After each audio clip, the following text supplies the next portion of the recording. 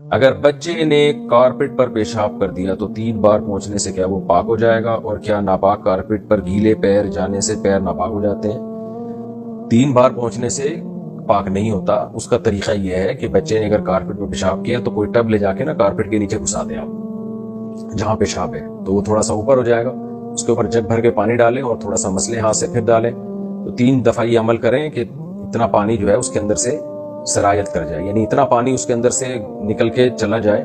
یا تو آپ کو غالب گمان ہو جائے کہ بھئی یہ پیشاب نکل چکا ہوگا، اب صاف ہو گیا، یا یہ کہ اتنا پانی کہ وہ 3 دفعہ اس کارپیٹ کو اس پانی میں ڈبو سکتے تھے، ہم ڈبو کے نچوڑ سکتے تھے، ایسے ڈبوتے پھر نچوڑتے پھر ڈبوتے پھر نچوڑتے پھر ڈبوتے پھر نچوڑتے، تو اتنا پانی جو ہے کم از کم اس میں سے آر پار ہو جائے تو پھر کارپیٹ پاک ہو جائے گا.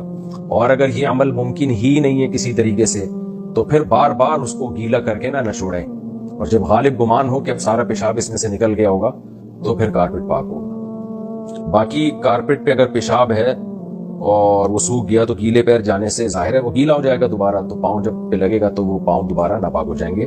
لیکن اس بارے میں وہم نہ کریں، کیونکہ وہمیوں کو طہارت کے مسائل سمجھانا بڑا ہی مشکل کام ہوتا ہے. وہ پھر ساری زندگی کارپیٹوں پہ ہی پاؤں نہیں رکھتے. تو جب تک 100% یقین نہ ہونا کہ یہاں پیشاب پڑا ہوا ہے اس وقت تک وہم نہ کریں. کارپیٹوں پہ چلا پھرا کریں گیلے پاؤں کے ساتھ بھی، کوئی ناپاک نہیں ہوتے جب تک یقین نہ ہو کہ اسپیسیفک اس جگہ پہ پیشاب تھا اور میرا پاؤں وہاں پڑ گیا.